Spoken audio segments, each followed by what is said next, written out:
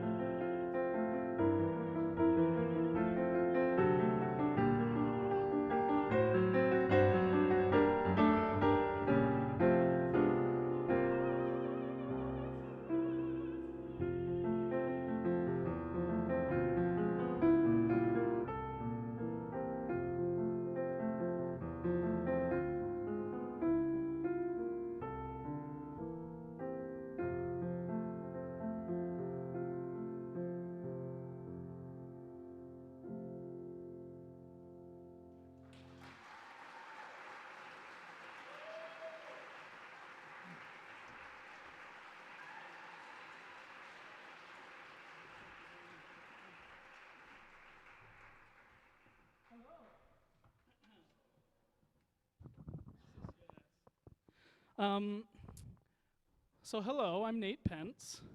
I sing, that's a thing I do, and it's really cool because I get to do it for a living. It's incredible. There's a reason I sang a song first off, and there's a reason I chose a classical piece. Don't worry, we're going to do some fun jazz stuff later. But there's a reason I did, oh, that's easy, a classical piece, because I'm just dropping things everywhere. I wanted to show, thank you, that it's possible to be versatile, and that in fact it is important to be so. We'll talk about that later. First off, I want to tell you a bit about my story. I did my undergrad at Southern Virginia University, It's a private liberal arts college in the hills of Virginia.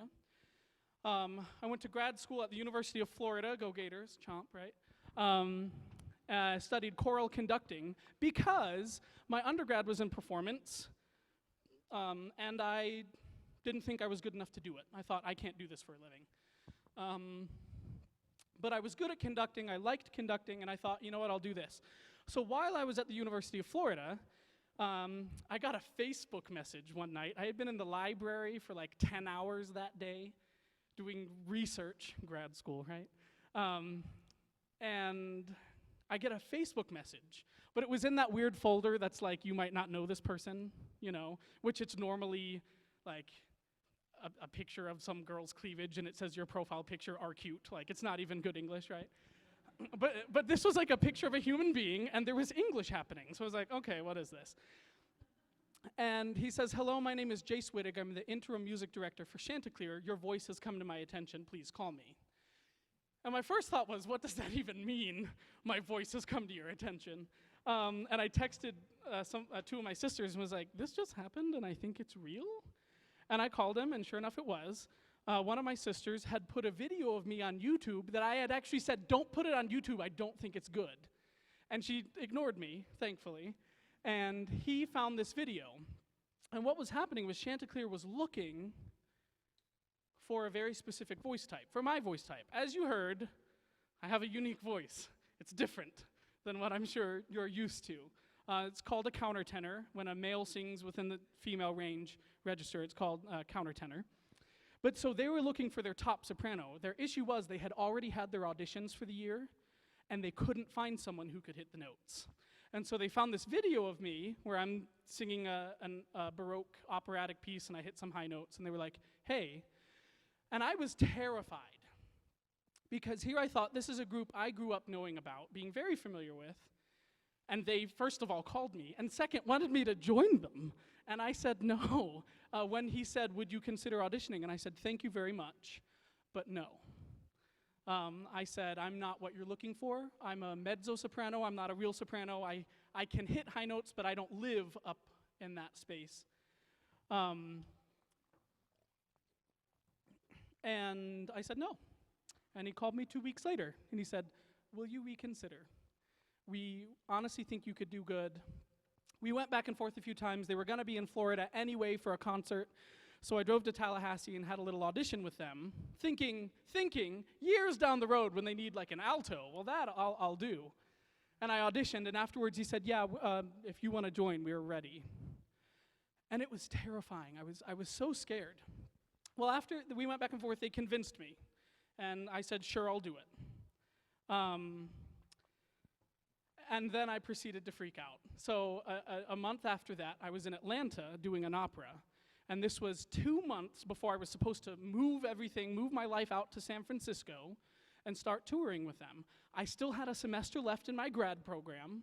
I still felt like I wasn't what they were looking for, and I was gonna show up and they were gonna be like, oh, yeah, our bad, you know.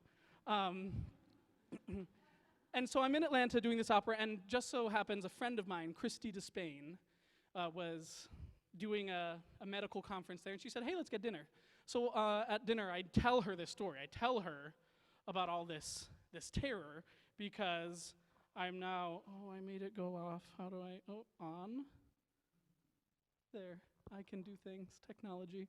So if you see me, I'm third over from the left with my little dorky smile. I'm in my little tux. And I had seen these pictures with other members for years, and now I was gonna be in it. And it scared me. So I'm talking with Christy, and I'm saying, I don't know if I can do this. They think something that I'm pretty sure is not true about me. And she said, Nate, do you know about the wolves in Yellowstone?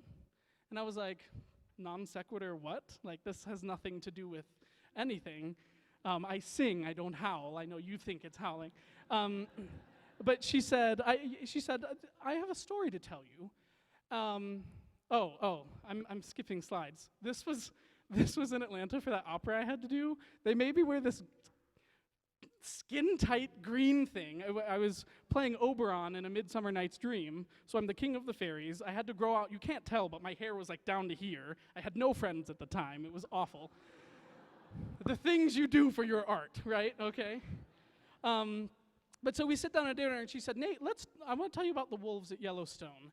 And she told me about this, and then she pointed me to the video, and I watched it, and it's called How Wolves Change Rivers.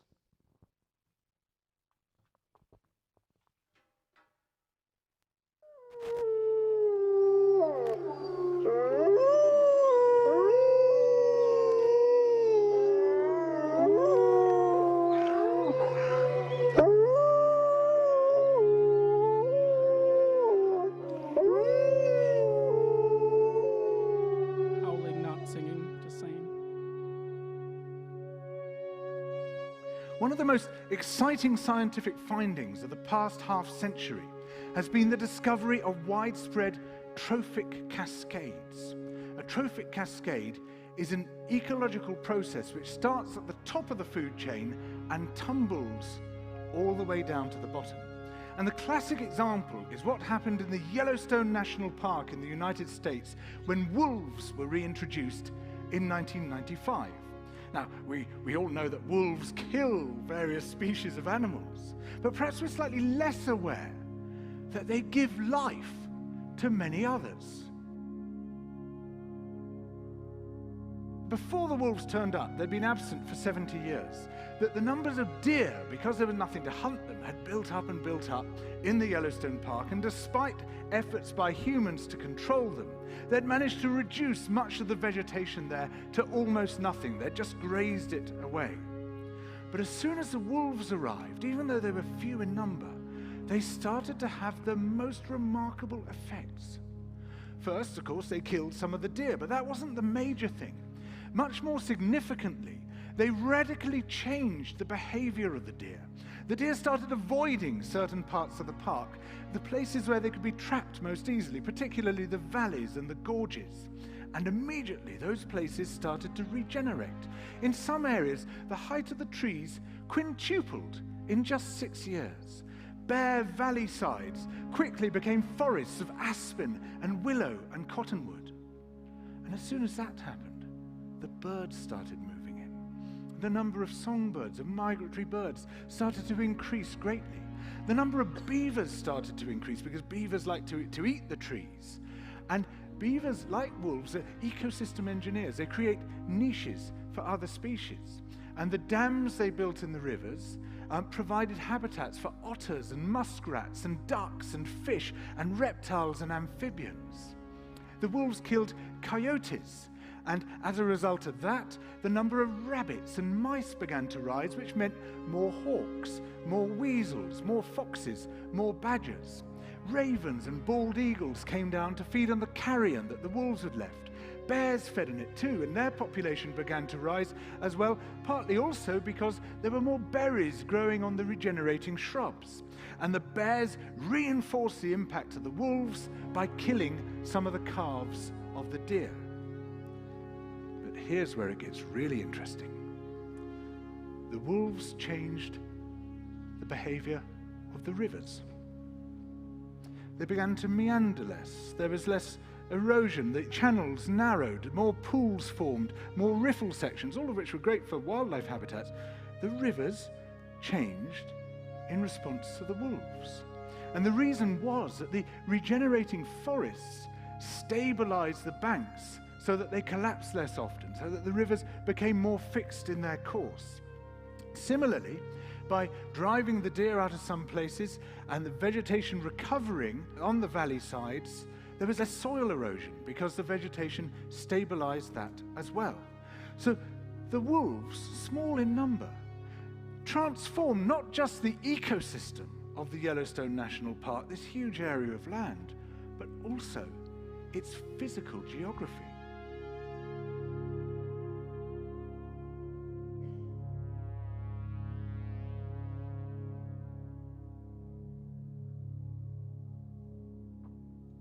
Isn't that incredible? They're just wolves. And they did all that with their music.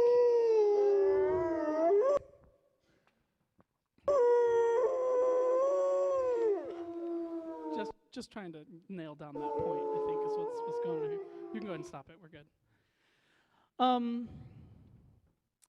When I first found this video said how wolves change rivers, I was like envisioning some canine in a bulldozer. I was like, how is this possible?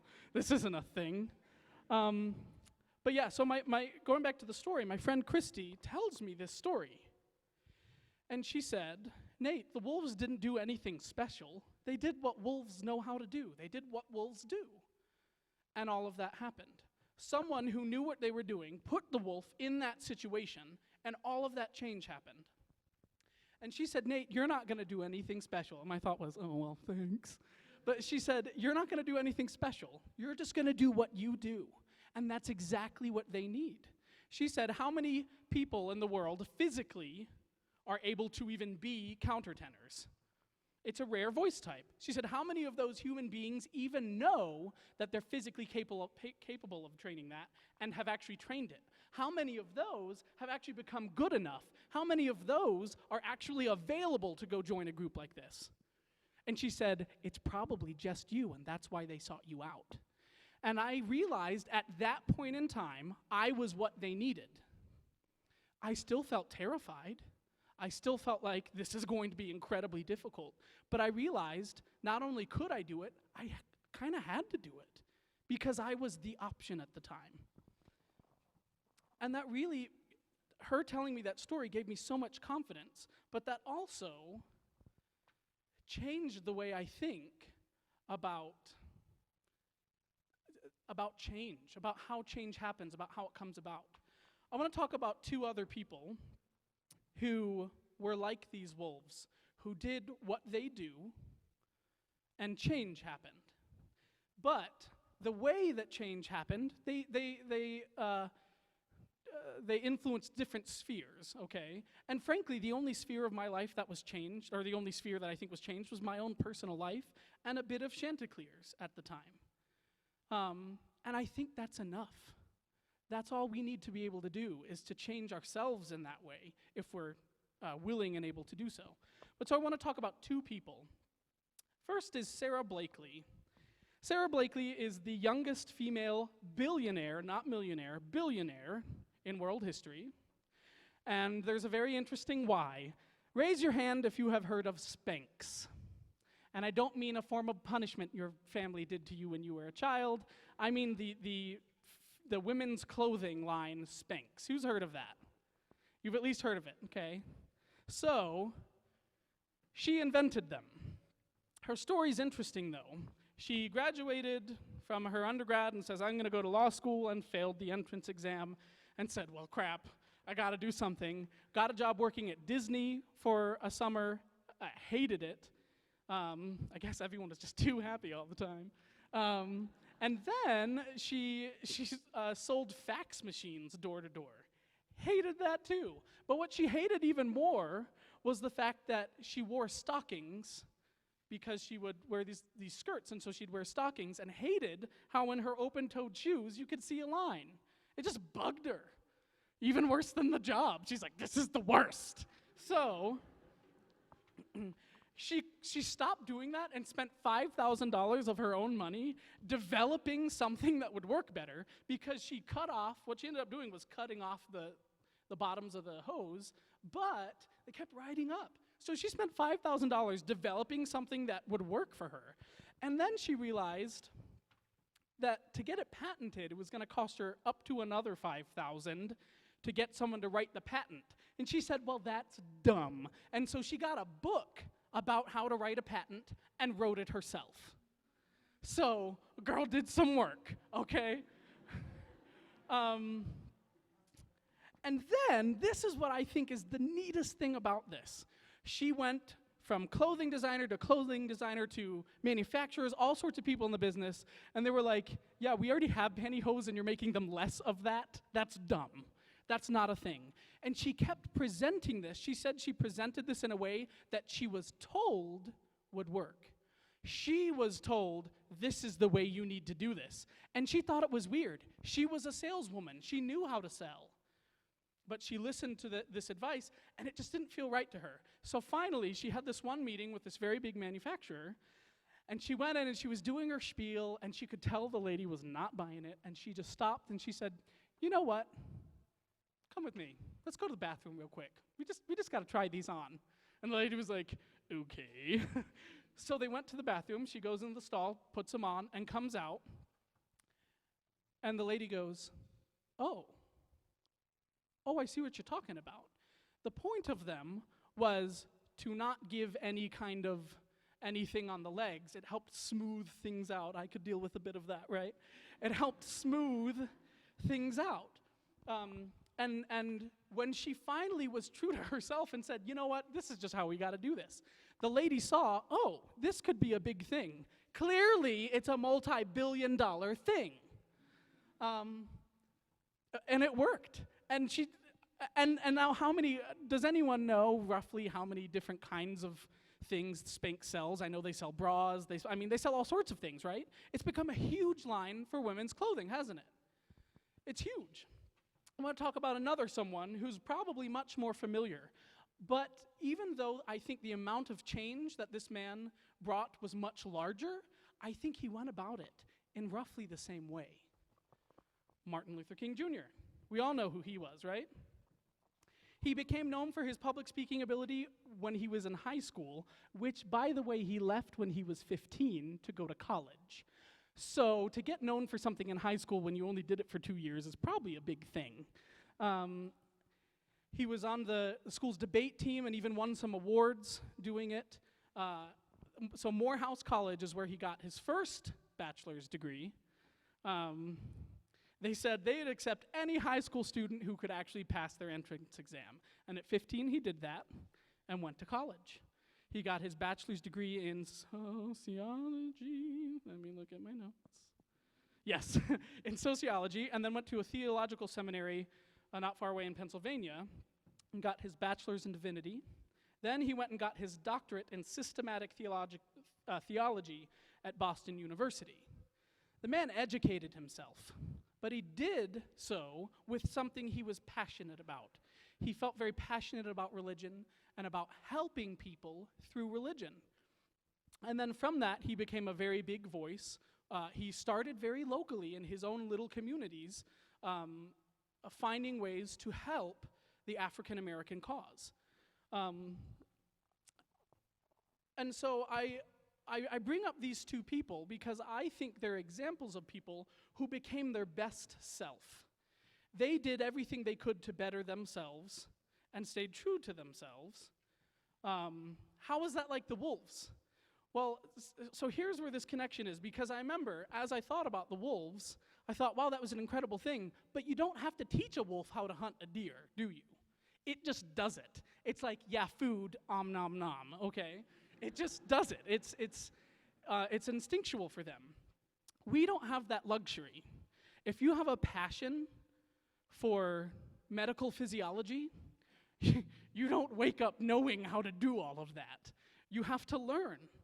And so this idea kind of formed in my head that if we're going to be like the wolf, we have to learn how to become one. We have to become our best self.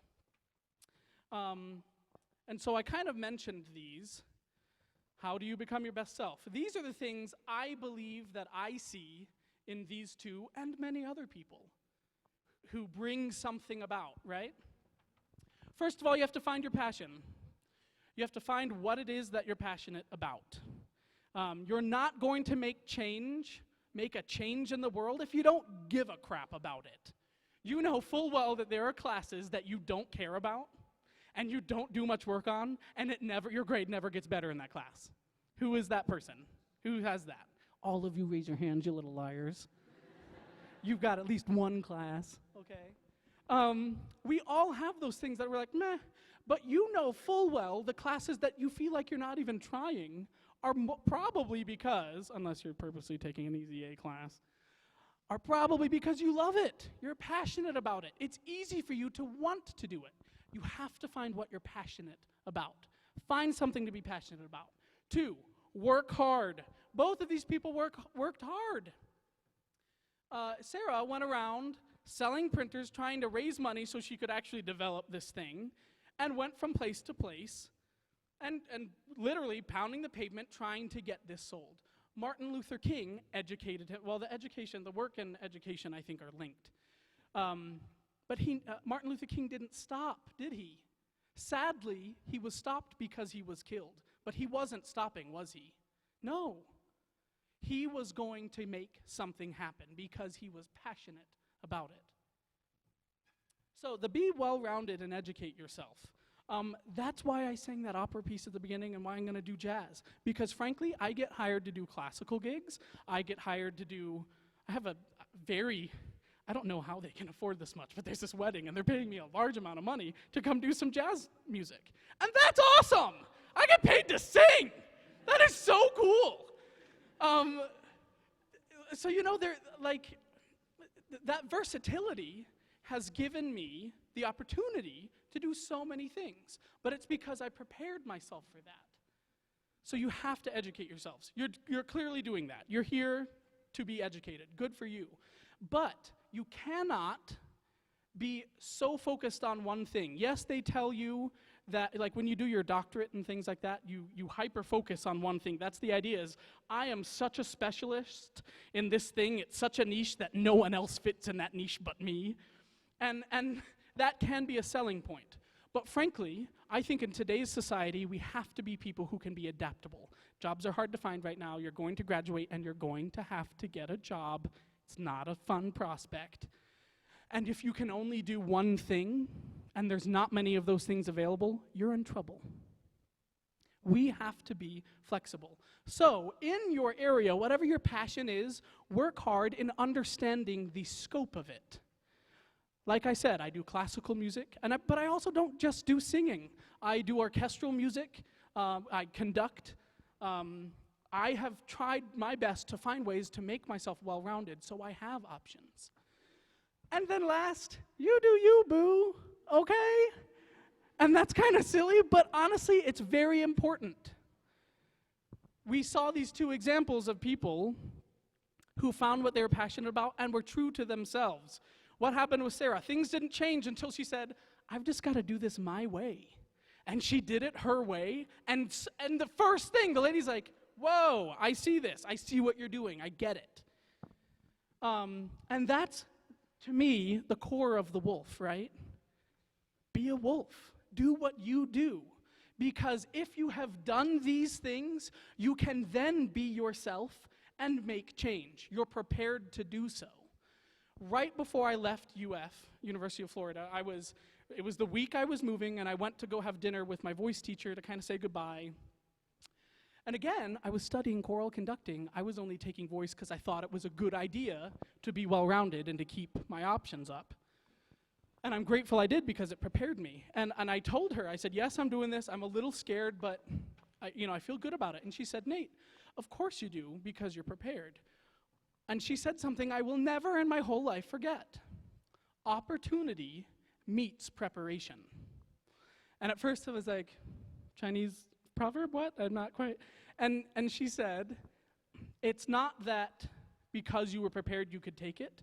You were prepared, and so that opportunity came to you. And I thought, wow, that's interesting. And she was exactly right. That opportunity came to me. I wasn't seeking it out. It popped up out of nowhere. But I was working hard in my field, doing these things unknowingly, and I had an opportunity that came and found me. I cannot stress this enough. You have to prepare yourselves. You have to be ready. Because A, when an opportunity does come, you'll be ready to take it. But also, they will come, and they will come find you. It's easier for you to find work, this applies to things outside of work and outside of your employment. This could apply to just hobbies, things you're passionate about. Things will find you if you're prepared. Be a wolf, right? I have to look at my notes. Yes. So, who in here is going to go home and watch that video again? I think you should. Everyone raise your hand real quick. Just do that. I want you to leave here because you can do it on your phone. It takes 5 minutes, and you know there's Wi-Fi in this campus. It's not a hard thing. It's just called How Wolves Change Rivers. And watch how the wolf did what it does and changed the world around it. We have that same power. If we educate ourselves, become well-rounded individuals who are passionate, and then do it in the way that we best do it, we can make change. Incredible things can happen. So this is the thing, I've talked with Christy since then, and I've thanked her for telling me this story. And I said, I'm not sure what change happened. I'm not sure what I did. And that's when, like I said earlier, she pointed out, she goes, well, it changed you. And it absolutely did. And now, as one example, I'm here spreading this message to all of you. So I've done at least this much good, hopefully. Take this message. We are powerful beyond belief if we are willing to take the time to work hard, to educate ourselves broadly. It really is incredible. So find something you're passionate about. Who's going to do it? Who's going to find something you're passionate about? So if you're in that finance class and it makes you want to rip your teeth out, maybe we should try something else. Be practical, because we can't all be professional video game players, but find something you're passionate about and go for it. That is the end of my little speech. Now I'm going to do some music. Who wants to hear some music? Lukewarm response. Okay. Oh, come on, we're going to have some music. Who wants some music? There we go. And I'm a bad person, and I forgot your name. Ashton. What's up? Ashton here is going to play a little song for me. This is an older melody by Thelonious Monk. Great name. Jazz song. It was originally just for band. Someone gave it words about 2 years afterward. And it's kind of sad. And I really love it. So I'm going to do a little tune called Round Midnight.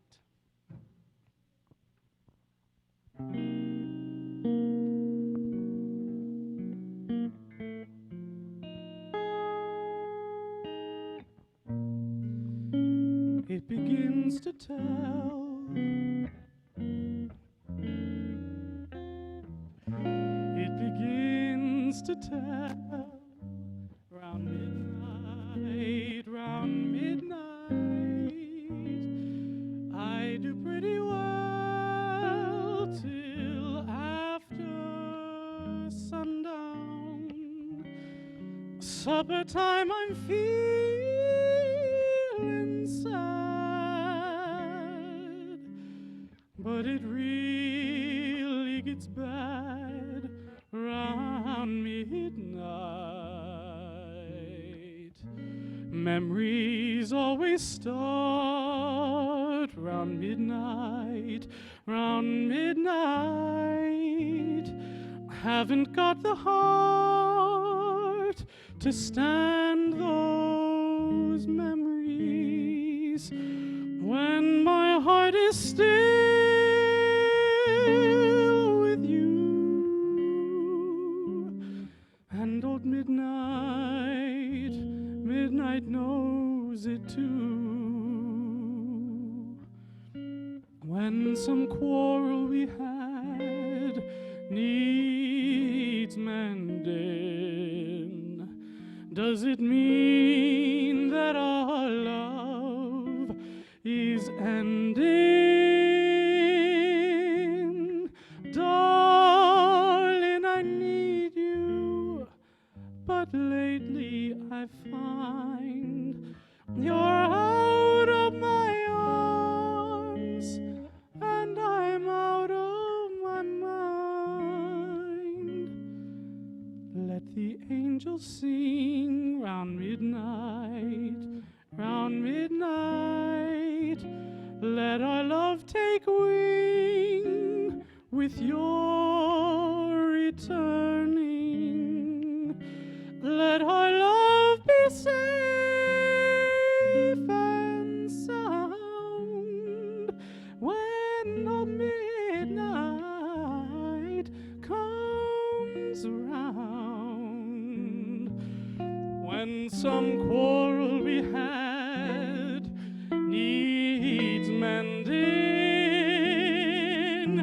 does it mean that our love is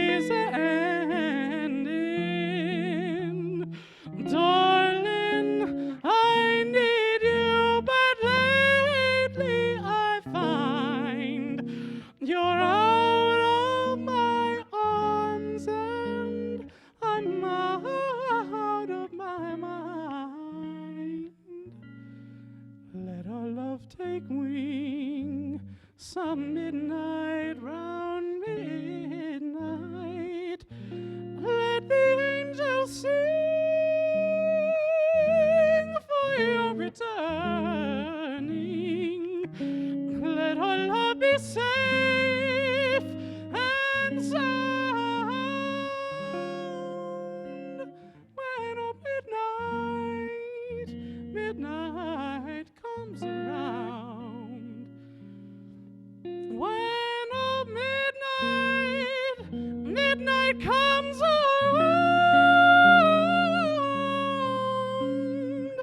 When midnight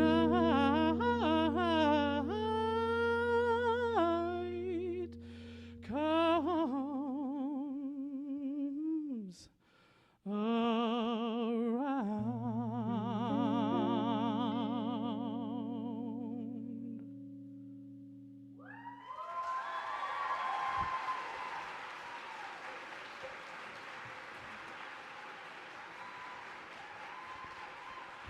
Don't go away yet. I want to say something. I sent an email and said, I guess they're coming up here. I sent an email and said, here's the songs I want to do, roughly the tempos, and we got here and ran through them all once today. Because we were prepared, right? Where'd he go? Ashton, don't go away. He was very prepared. Can we get a round of applause for him one more time? Yes. Good job, thank you. Come on out, guys. That's one of my favorite things about jazz. The idea is, if everyone knows their parts, you just put it together, and it's so fun. Honestly, that saying where they're like, if you do something you love and are passionate about, like, you'll never work a day in your life. It's true. It's very true. I don't have to work, and it's nice. So here's what we're going to do, because I want to save at least 5 minutes for Q&A per... what do we call you here, Professor Benson? I know, I've known Celia for about 8 years. We go way back. And I'm just like, oh, Celia. But I forget, you guys probably call her Professor Benson. Anyway, so we're going to save 5 minutes for Q&A. So we're going to do one more number, and then we'll do Q&A. And those of you who need to go to class, go to class. And then those of you who maybe got some free time, we're going to do one more number. And it's going to be a sing-along. How fun. So we can all sing. Okay? This little number was made popular by Michael Bublé. It's a fun little song. I hope you enjoy it.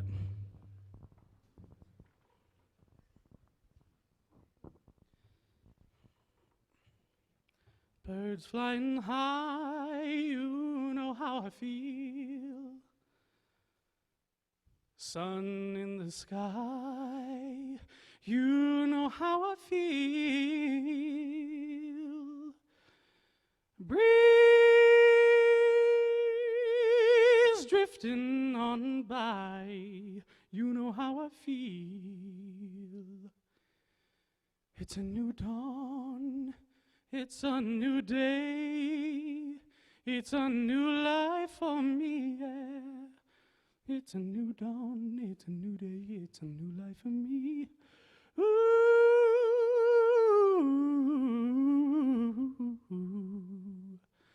and I'm feeling good.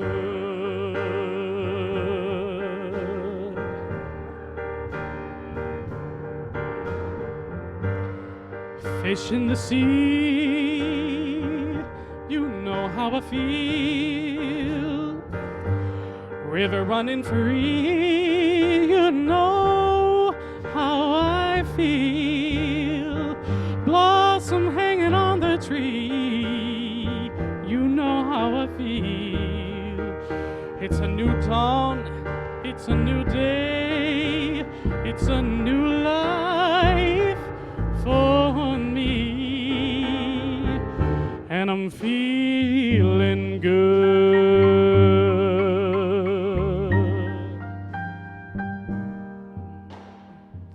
Dragonfly out in the sun, oh, you know what I mean, don't you know? Butterflies all having fun, oh, you know what I mean. peace when day is done. That's what I mean. And this old world is a new world and a bold world for me. Yeah. Oh, stars, when you shine, you know how I feel. Scent of the pine, oh, you know how I feel. Oh, freedom is mine, and I know how I feel. It's a new dawn, it's a new day, it's a new life for me, for me.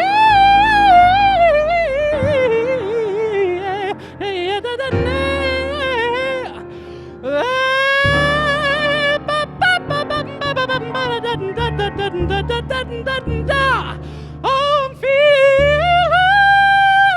good.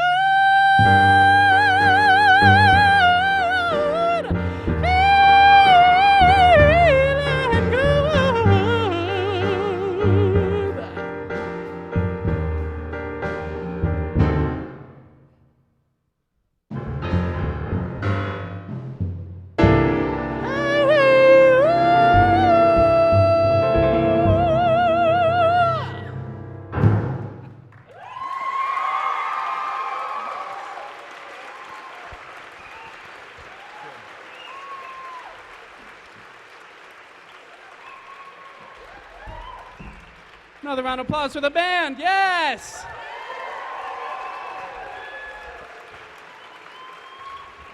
You guys are great. Don't run away quite yet. We're going to have some questions, and then we can. Oh, Celia has a thing to say. You sure? Okay. Guys, we're going to do a song first.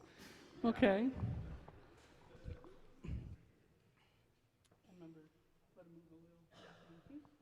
So I have to cheat on this one. I have to look at the words because I'm old and I forget sometimes. Now I'm messed up. So bear with me. But this is the one where I want you guys to sing along with. And I will tell you when. You should know the song. And if you don't know the song, shame, fix it. And we'll for those of you who do, you'll know where to sing. It's pretty simple. I'm going to grab a drink real quick.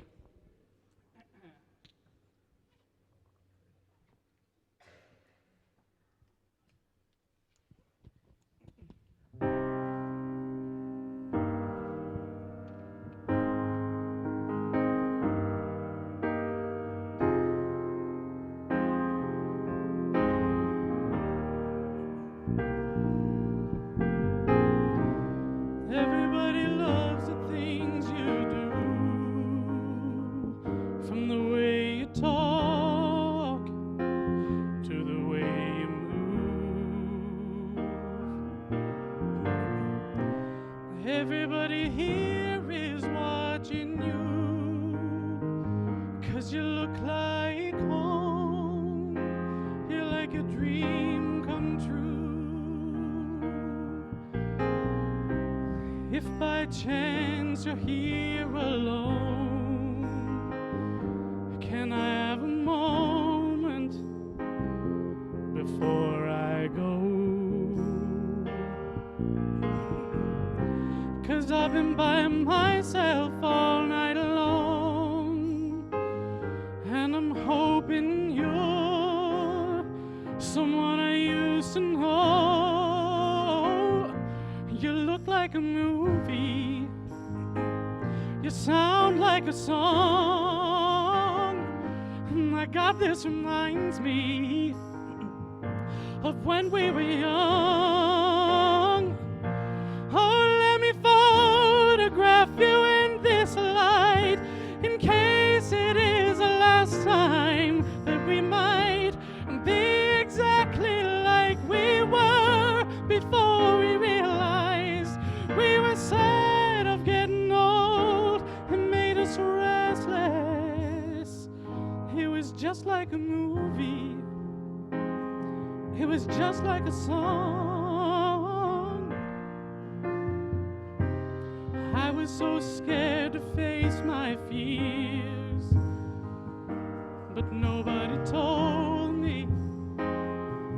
that you'd be here.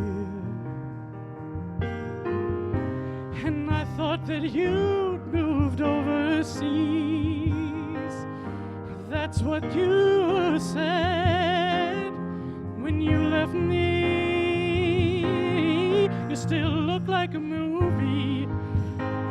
You still sound like a song.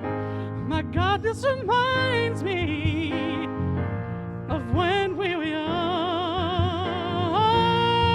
Let me photograph you in this light, in case it is the last time that we might be exactly like we were before we realized we were sad of getting old. It made us restless. It was just like a movie. It was just like a song. When we were young, sing it.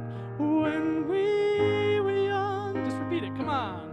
When we were young, when we were young, keep it going. It's so hard to win me back.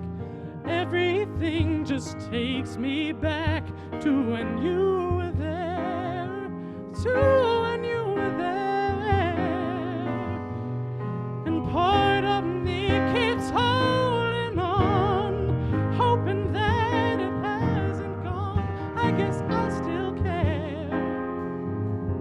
Do you still care? It was just like a movie. It was just like a song. My God, this reminds me of when we were young.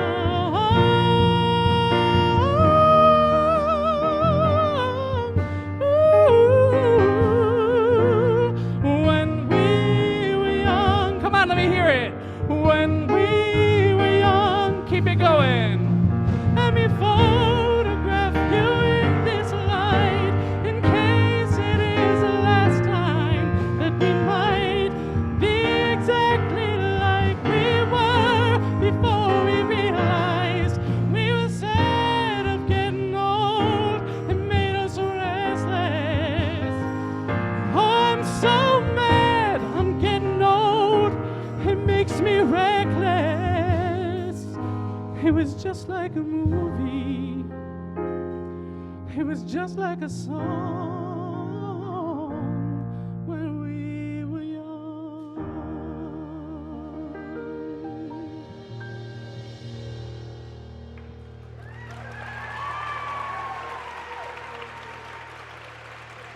Big hand for the band, yes.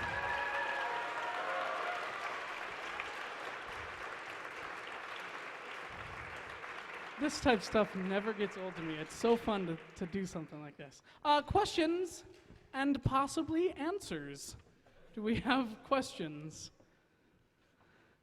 Yes, I'm a natural redhead. Okay. Yes, there's a hand. Ha! You know, that's an interesting story. I graduated, so I went to high school in the same town where Southern Virginia University is. My family lives there. And I did not want to go there. I was like, I am moving away. And it's a private university, and I was like, I'm not sure I have the money to pay for that. It would just be a lot. And basically, I got a phone call one day from someone in the admissions office who said, hey, Nate, I need you to come sign your application. I already have it filled out for you. I called the high school, got your transcript sent over. You just got to sign it. And I said, I can't go to SVU. I'm not going to pay for that. And he said, oh, yeah, you have a donor who's going to pay for your schooling. While I was in high school, I did a play at SVU, and they said, someone who saw it was on the board of directors and said they'd pay for my education. So that's why. It kind of happened out from under me. But I think that was definitely fate. That was something that was meant to happen, and it happened for my good because that university really changed me. Another question. Anyone? Anything?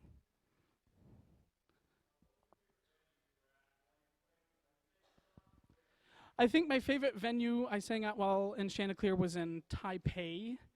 I forget the name of the hall, but it was gigantic, but it was acoustically right on. It was just a really cool space, really big, really beautiful. Also, Disney Hall in LA is really cool. There was a question here. So as far as learning what a countertenor is and what that is, I just always kind of sang high, and then when my voice changed, it didn't really, like, my speaking voice dropped a little, but for the most part, it kind of stayed.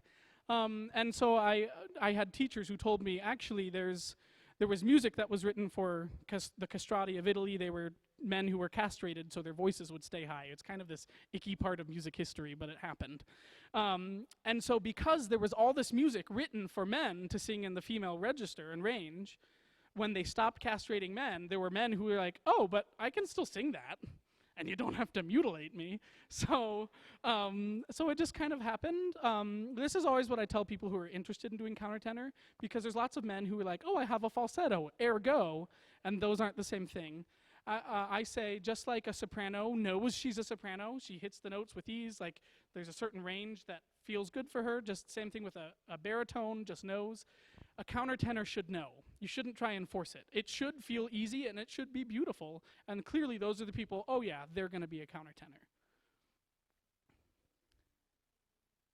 My favorite thing to listen to is actually probably orchestral music, because I get to do so little of it, and I love it, and it's beautiful, and I love listening to early Baroque stuff all the way to weird modern compositions. I just love orchestral music. Also, on NPR, they have a cool program here called Pipe Dreams. That's all organ music, and that's actually pretty cool. I really enjoy that one. There's his hand over here. My highest note is my highest note, and my lowest note is my lowest note, and that's what they are. Comfortably, I generally will perform on the treble staff. I will do the G or the F below the treble staff. And then I will comfortably sing the B flat above the treble staff. So that's my range-ish. It's 2.5-ish octaves on good days.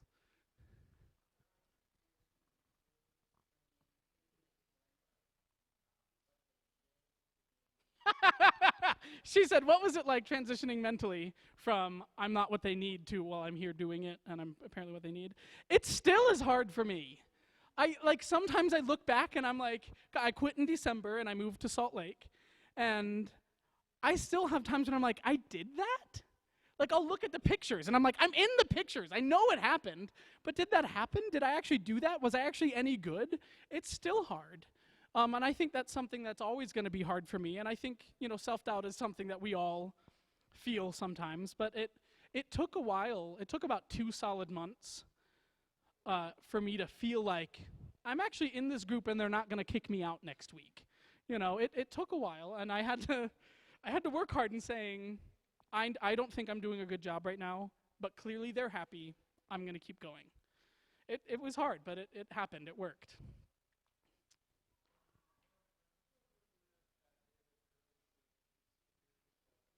I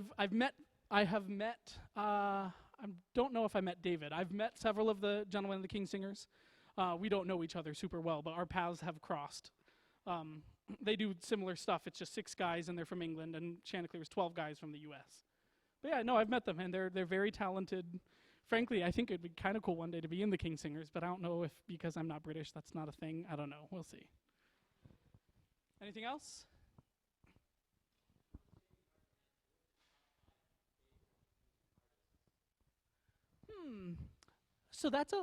So I have to say something about that. I'm actually not a huge fan of a lot of modern music because it's all very, very similar. And I'm sure you've all noticed that. There's certain patterns. Well, that's thanks to the Beatles. I love the Beatles, but we actually study them in music history because they are the ones who made the whole, like, I want to hold your hand, like the whole idea of like verse, chorus, verse, maybe a bridge, verse, done. Like, they championed the whole 3-minute pop song. And music became that because of them. Like, there were women at their concerts who couldn't stay conscious. That's how much they loved their stuff. And it completely changed the course of music. And so, frankly, I really relate to stuff that was written in the 30s, 40s, 50s, 60s. And after that, it's hard for me to find stuff I like. I love Adele. I think she sings from the heart. She sings great stuff. Also, redhead like me, we would have beautiful singing children. I love, who else? If you know Janelle Monáe, every single artist that she has done an album with has won a Grammy. She's done collaborations with like 6 artists, and that album wins a Grammy, but she still hasn't. I'm just saying, the girl's good, and she makes other people look good. She's very talented. So John Williams, not Star Wars composer, but there's a guitarist named John Williams, who I didn't really care much for classical guitar music. And consistently, anytime I'm like, what is this piece? I love it. It turns out it's this guitarist, John Williams, playing.